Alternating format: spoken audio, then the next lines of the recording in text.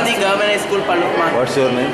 Sharad P. And I am Arun Prakash. And we are from Kasturba Gandhi Government High School, Pallu. Global warming is one of the serious environmental problems of the present world, which is a byproduct of industrialization and modern development. Global warming is caused due to the increase in quantity of certain greenhouse gases, including carbon dioxide, nitrous oxide, methane, etc. Carbon dioxide, the principal greenhouse gas, contributes about 60% to global warming and is emitted entirely due to anthropogenic activities. According to IPCC, every year 30 billion tons of carbon dioxide is added to the atmosphere due to human activities.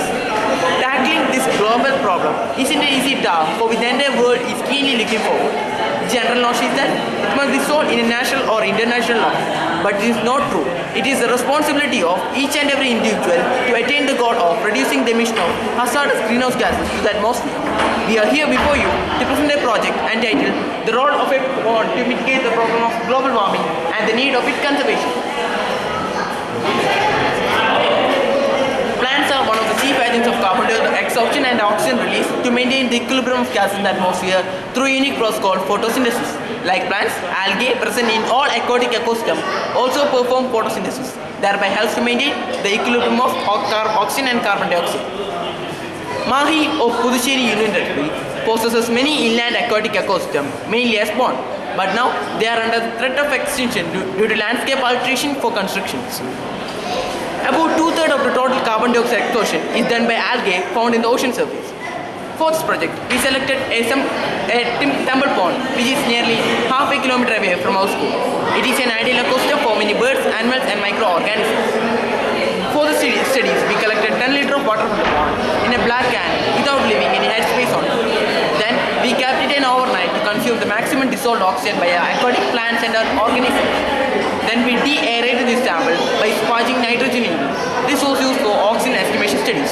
Oxygen was estimated trigonometrically following standard Winkler method using 30% manganese sulfate as Winkler A and alkaline potassium iodide as Winkler B, and was titrated against 0.025 normal sodium thiosulfate using stars as indicator. For the studies, we took two BOD bottles, in which one was wrapped with the black paper, and we filled both with de-aerated water and kept it in sunlight for 1 hour. And after 1 hour, we estimated the dissolved oxygen using Winkler method. Experiments were carried out from 6 am to 6 pm, and separate experiments were done in each hour. The data obtained was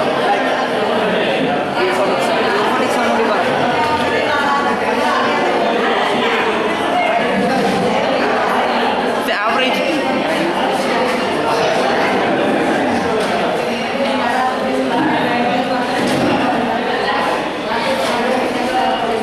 Our next objective was to estimate the euphotic zone of the pond. Euphotic zone is the depth to which light penetrates.